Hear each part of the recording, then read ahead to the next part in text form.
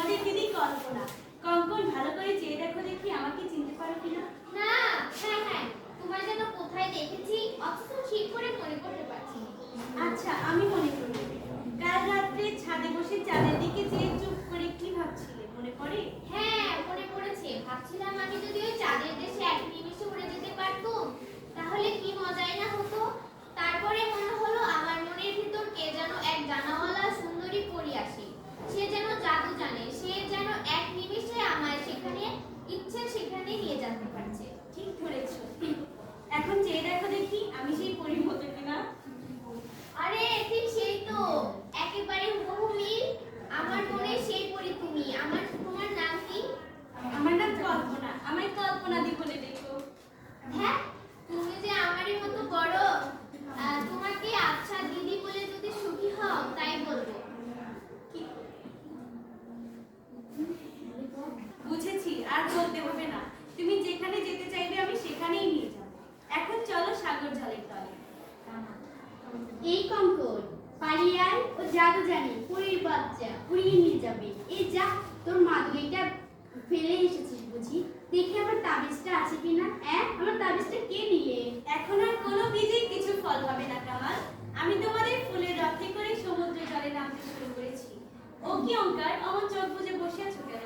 ভয় পেলে আমি অমন চোখ বুজে বসে থাকি, কিংবা প্রাণপণে চেঁচিয়ে গান করি। এই চোখ বোঝা কার কাছে শিখলে? ভেড়ার কাছে। ভেড়ার কাছে? হ্যাঁ, আমাদের গায়ে দেখেছিল একবার ভেড়ার মাঝে একটি নেকড়ে বাঘ এসে পড়লো। যে নেকড়ে বাঘ ভেড়ার অমনি পালে সব ভেড়া গোল হয়ে মাথায় মাথায় ঠেকিয়ে চোখ বুজে দাঁড়িয়ে রইল। আর তাই দেখে বলছে নেকড়ে বাঘ পালিয়ে গেল। দূর, তা হবে কেন? নেকড়ে বাঘ ভেড়াদের একটার কান ধরে ঘাড় মোটকে রেখে আসে, এসে আবার একটার কান ধরে নিয়ে যায়। ওরে বাবারে, গেছি রে, একেবারে মরে গেছি। আজ সকালে শালুকে শ্মশান ঘাটে স্নান করতে গিয়ে এই সর্বনাশটাই হলো। শ্মশানের শেওড়া গাছের পেতনি ধরেছে রে বাবা। ও কি চিৎকার করে অমন করে? কে ওই ভীরু? কখন? ওর নাম নেড়া। আমরা ওর নাম রেখেছি চাকাম ফুসফুস। ও বড় ভীতু কিনা, কিন্তু একটু ভয়ের কথা শুনলেই ওর ফুসফুস চুপসে গিয়ে বুকে গর্ত হয়ে যায়। আর মুখ শুকিয়ে গেলে চাকাম চুকুম শব্দ করতে থাকে, তাই ওঙ্কার ওর নাম রেখেছে চাকাম ফুসফুস।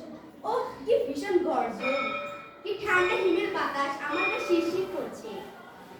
আমার দাঁতে দাঁত লেগেছে। শ্মশান দেখে কি সর্বনাশটাই হলো। হি হি হি, দাঁতে দাঁত লাগার শব্দ। আমার কিন্তু চমৎকার লাগছে কল্পনা দি, কিন্তু অত অন্ধকার কেন? সমুদ্রে কি আলো নেই? সাগর জলের নিচে মণিমুক্তার ঢাল। আর দেরি নেই, আমরা এসে পড়েছি সাগর জলের পাতাল ঘরে। খোলো দুয়ার। কল্পনা দি, দেখো দেখো কি সুন্দর আলো, কত হীরামানিক মুক্ত। কামাল, ওঙ্কার। এই কঙ্কন, খবরদার ওসব হিরেমানিক সৃষ্টি। আমাদের গায়ে একজন পুতুল পড়েছিল, তাতে লেখা আছে এসব পরিতে হিকমত চুলের পাখি হয়ে যাবে।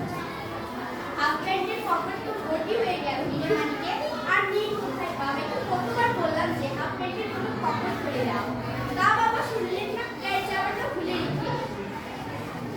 ওরে বাপরে, কি সর্বনাশটাই হলো।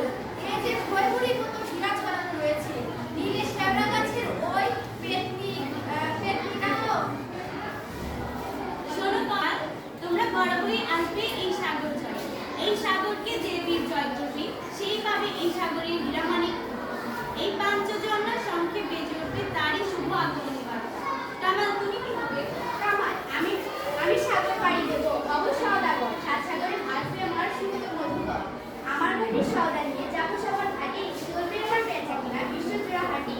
ময়ূর পক্ষে বজ্রা আমার লাল রং কালো তুলে, ঢেউয়ের তুলায় হাঁসের মতো চলবে হেলে।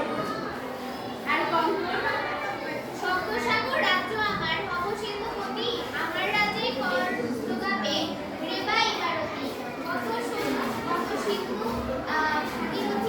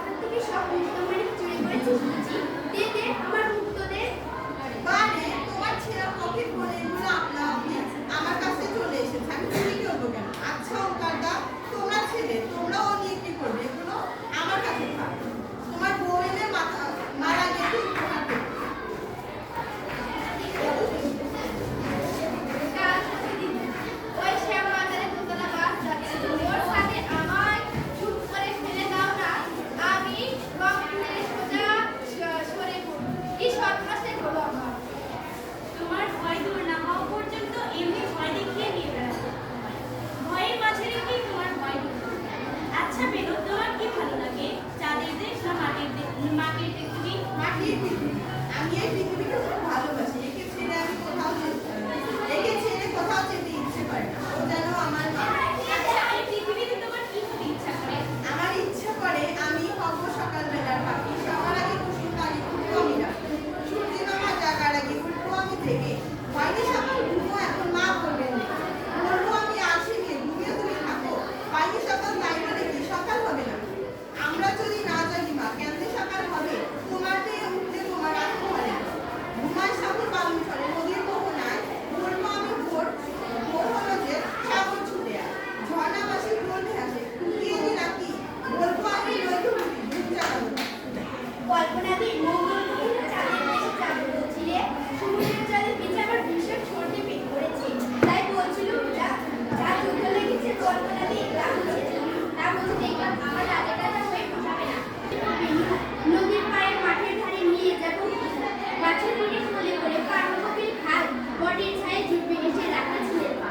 কল্পনাদি তোমার রথ থামিও না, চলো হিমালয়ের গৌরী শঙ্করের চূড়ায় উত্তর মেরু বরফ পেরিয়ে জানা জানা দেশে চলো চাঁদের মুখে মঙ্গল করে।